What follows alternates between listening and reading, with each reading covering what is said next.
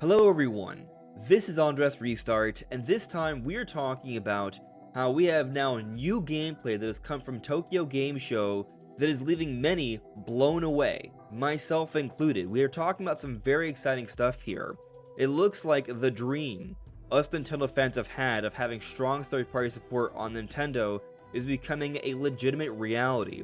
We are seeing some of the biggest franchises in the industry come to Nintendo Switch 2 and not looking like marred versions. We're looking at the gameplay here, and at first glance, or even at several glances, you do not notice any major concessions. It looks like the same experience you would see on the higher spec consoles, and they are running well, smoothly, in some cases at 60 frames per second. Which is such a crazy thing, some people will refuse to believe it, but I'm going to be going over this today. I'm going to be showing you actual proof of these games running at a perfect 60 frames per second. We're going to be going over some new footage that has come out and talking about how impressive that is, an interview from a developer speaking very highly of a particular game and the future of the series on Switch 2, and also having a little bit of a conversation about Nintendo and their own output on Switch 2, and what they could maybe be pulling off in the not so distant future, because when you look at what they've been doing and you compare it to what we're seeing with some third parties, it feels like they might be holding back here. So we have some exciting things to discuss today.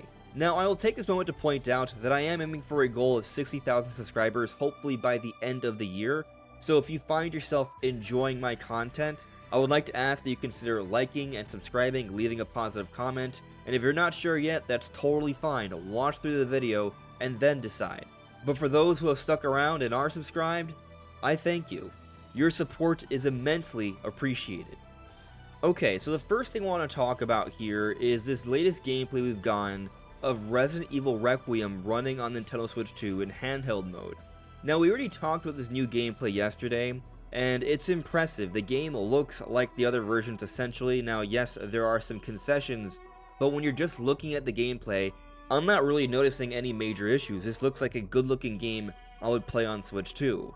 But the really impressive thing here, outside of the game coming out day and date as the other platforms, is that the game, in handheld mode, in other words, not the most powerful mode for Switch 2, because the Switch 2, when docked, runs at higher clock speeds because it's plugged into an external power source and has an additional cooling fan so they can go up to even higher clock speeds. So the fact that they're able to pull off this level of performance in handheld mode, where you don't have access to that extra level of power, is especially impressive. And this gameplay is running at 60 frames per second. But there's been some confusion on this fact here. A lot of people have been misreporting or not entirely sure what's been going on. Some people have been saying the game runs at 40 frames per second or 45 to 60 frames per second, but it's actually running at a perfect 60 FPS. Now, some people are going to doubt that. Some people are trying to say, well, look, the Switch 2 has the VRR screen, so because of that, we can see the game running at 40. And yes, that is technically true, that we can see games running at a clean 40 FPS in handheld mode because of the screen. What we're seeing here, though, is not that.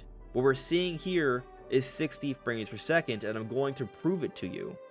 So notice here that I'm in my editor, right? And you'll notice here the timestamp. This 16 right here is the amount of seconds that have passed on my timeline. So what I'm going to do is I'm going to play it for a second just so you can see that that's literally a second mark. Right, that was 1 second that passed, a little bit over. And you saw that it moved on to 17 and some extra little bit there. So what I want to do is I'm going to go frame by frame, right? 1, 2. Notice how every time I press a frame, you see that the screen is updating, like there's actual movement on screen. In other words, this is 60 frames per second. I'm going to go a whole 60 frames here, right? We're already 30 in, right? Half of a second, and 30 frames have passed in half of a second. In other words, there is a total of 60 frames. This game is updating every single frame, not a single stutter, every single frame. See, I'm already past a second. Every single time, it is updating. This game is running at a perfect 60 frames per second in this footage here, running on Switch 2 in handheld mode. And this just blows me away. Resident Evil Requiem is an ambitious title. We are seeing it looking and running well on the Nintendo Switch 2 at a perfect 60 frames per second in handheld mode, not the most powerful mode of the console. And so this blows me away. This is extremely impressive, and for anyone who had any doubt that the game was running at a clean, perfect 60 frames per second, I literally just proved it to you that it's running at a perfect 60 frames per second. And yet, that is not the only game from Capcom at Tokyo Game Show that's running at 60 frames per second on the Nintendo Switch 2. Monster Hunter Stories 3, which we've gotten some gameplay for as well from the same channel, Goel no Japa. Hopefully I pronounced it correctly, I'm not sure. By the way, their channel will be linked in the description below, but as you see from this gameplay here, it is running smoothly. I double checked in the exact same way. This game is also running at 60 frames per second. And Monster Hunter Stories 3 seems to be a little bit more expansive than the prior entries, a bit more open, more larger areas to explore, and the visuals look pretty good. This is a good looking game that's coming out on other platforms as well, and this is another example of Capcom putting out an impressive effort on Switch 2, a game that's coming out day and date with the other platforms, something we don't see from other companies, or we at least haven't seen much of yet, but now it looks like we're starting to see that, at least with Capcom, and they have some very impressive games running at not just a nice smooth 30, but actually 60 frames per second, which many people didn't think was a realistic expectation on the Nintendo Switch 2, and yet that's literally what we are seeing here from these Capcom games running on Switch 2 in handheld mode. So this just further blows me away. Now, something I'm reminded of, who friend of the channel Attack the Backlog pointed out recently, there was a podcast between Attack the Backlog and Nashweedle, where Nashweedle, someone who has leaked a variety of things about Nintendo Switch 2 throughout this year, they had talked about how there's supposed to be an update to DLSS for the dev kits on Switch 2 later this year, and he talked about how later into this year we'd be seeing games looking and running even better on Switch 2. So I now wonder, have we seen this recent update to DLSS, and is that why some of these games are looking and running even better than we thought possible on Switch 2 from all these Tokyo Game Show builds? Could be. Although honestly, I thought this kind of update, if true, would be coming even later into the year. Of course, the timing was never specified exactly, so it could be now, but then also take some time to get these things running, right? So I'm not entirely sure this is the DLSS update that Nashweedle was talking about. Regardless, it does seem like as time progresses, developers are becoming more and more acquainted with the console, as is always the case with all pieces of hardware. And all these games, as we approach their release dates, are looking and running even better than what we saw initially. And there's actually another game that's taking advantage of DLSS to look really good on Nintendo Switch 2 in handheld mode. And that's Final Fantasy VII Remake Intergrade. Many people have talked about how this game on Switch 2 is perhaps the most impressive, best looking game on the console so far. And I certainly think there's a debate to be had there, because we look at Resident Evil Requiem, and that game is also visually impressive, but running at 60 frames per second. Now I'll say this, Final Fantasy VII Remake, from what we've seen, is running at a smooth, solid 30 FPS. Square Enix has confirmed that the game runs at a solid 30, and so from that perspective, Final Fantasy is not as impressive as Resident Evil here, but visually is very striking. It looks very impressive. Keep in mind, this is the Intergrade version of Final Fantasy VII Remake. This is not the initial version. This is the version that was made for next generation platforms, not for PlayStation 4. The Switch 2 is running the next generation version of Final Fantasy VII Remake here. And just looking at the visuals, it looks impressive. It looks smooth. Like, yes, there were some concessions made to have this game running well on Switch 2 in handheld mode here, but those concessions are not obvious. I look at this and I just see a good looking game on Nintendo Switch 2 that looks really fun to play.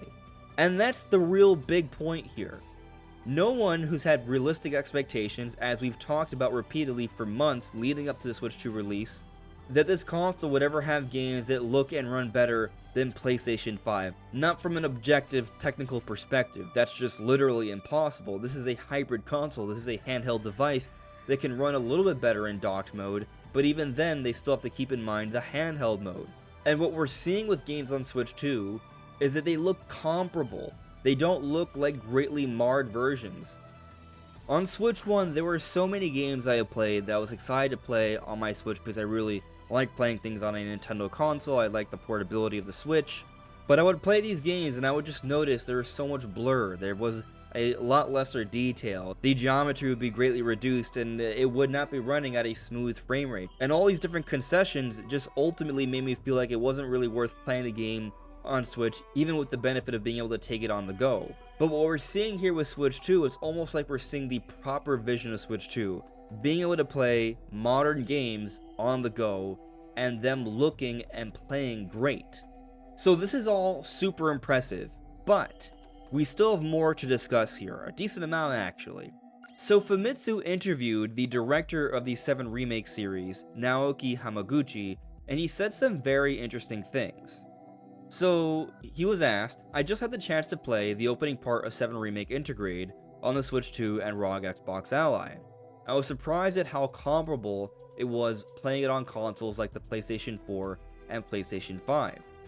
Hamaguchi, thank you. Everyone who tried out the Switch 2 version at Gamescom 2025 and PAX West 2025 was amazed at how smoothly it ran. Notice how he didn't mention the ROG Ally. Also, this is something I've noticed myself, but with a home console, the player is far away from the screen. But with a handheld, the screen is right in front of you, so I think you feel more connected to the game. I hope that even those who have already played on a home console will experience the thrill of having 7 Remake running in their hands. And I do agree with this idea here.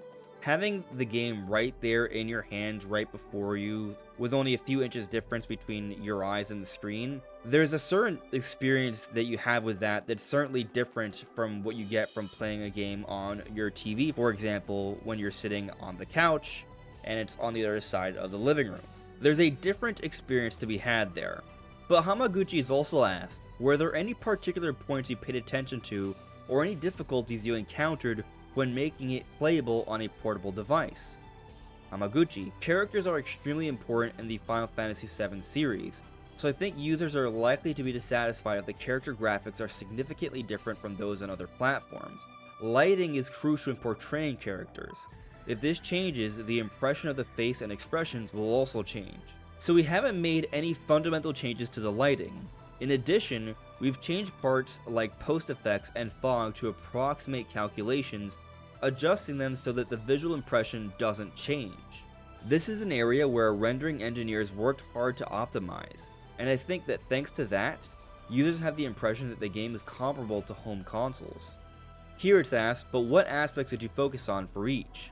Hamaguchi, for the Switch 2 we had to optimize it so that it would run stably even in handheld mode, which was a challenge. We also paid close attention to keeping power consumption down. And I think this is something that a lot of people don't pay attention to when it comes to Switch 2. In handheld mode, there is a battery that runs the console, right? So developers have to keep power consumption in mind as well. They can push the Switch 2 even further, but if they do, guess what happens? The battery does not last as long, and therefore it's not really that great of a handheld experience if it doesn't last long enough to have a legitimate gameplay session. With regards to ported titles for the Switch 2, it's only been a short time since the Switch 2 was released, so game fans are paying close attention to how well the port is done, and they are very critical. I'm aware, but we've received very positive comments about 7 Remake Intergrade from both the media and game players. I'm glad we focused on optimization. And that optimization is so clear, this game looks and runs so well. But here it's asked, what are the resolution and frame rate like in TV mode on Switch 2? Hamaguchi, the maximum resolution is Full HD 1920 by 1080, that's 1080p, and the frame rate is 30 FPS. In handheld mode, DLSS means you won't notice much difference from TV mode. So it looks like they are utilizing DLSS more so in handheld mode to make it run at a solid 1080p even in handheld mode, but also in docked mode I guess it's still running at 1080p. I find that to be a bit odd, but still, if the game has a clean resolution and is running well, that's fine. I guess what's interesting though is that here he says maximum resolution, which implies that it's not always running at 1080p, so perhaps in handheld mode maybe it dips a little bit more, but in docked mode it's running closer to the full resolution more of the time. Now, something else very interesting said about Final Fantasy on Switch 2 here is in regards to Rebirth, the next installment of the 7 Remake series on Switch 2. So here it's asked, I see. When it comes to multi-platform titles, one thing that is often said is that quality is sacrificed in order to be compatible with hardware with lower specs. But what do you think about this? Hardware with lower specs basically means the Switch. Here Hamaguchi says, "We hear such complaints often, but there is absolutely no need to worry. Our development environment is basically centered around a high-spec environment, so the quality we aim for remains the same, and we are thinking about how to achieve that quality on handheld devices without any difference. There's absolutely no need for you to worry about the quality of the game. Please rest assured." At the moment, we are currently in the midst of optimizing the game. 7 Remake Rebirth, which is currently undergoing rave optimization. The Switch 2 version of Legend of Zelda Breath of the Wild is also progressing at the quality we should aim for. I think the know-how gained from this port will be of great use in the future. So here, Hamaguchi is comparing the development of Rebirth and its optimization to the Switch 2 version of Breath of the Wild, which is an open-air game, open world, running at a smooth 60 frames per second at a higher resolution. Now, Breath of the Wild is a simpler game than the 7 Remake series, at least from a visual fidelity perspective, because the physics are certainly very advanced in Breath of the Wild. But the fact that he's comparing these two games, because Rebirth is more open than the prior entry, it bodes well. He's talking about having quality performance here. I doubt that we're going to see 7 Rebirth running at 60 frames per second, but then again, perhaps with more DLSS upgrades and updates, and as they become more and more acquainted with the console, better performance might be possible. I never thought we would be seeing Resident Evil Requiem running at 60 FPS on Switch 2.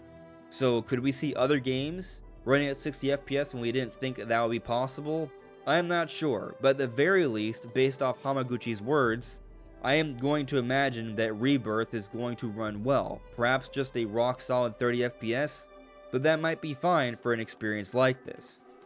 And I think it's interesting that he brings up Breath of the Wild here, because I don't really find the Breath of the Wild or Tears of the Kingdom Switch 2 editions to really be that impressive. I guess the fact that they're running at a smooth 60 with those vast environments at a high resolution is impressive, at least compared to Switch 1 standards. But I really feel like we've yet to see anything truly that impressive from Nintendo on the Switch 2. I suppose Donkey Kong Bonanza, but that's only when taking into account all the voxel tech and destruction. Like, there's a lot going on there in terms of being able to change around the environment that you quite simply can't do with any other game out there, at least to that level of detail.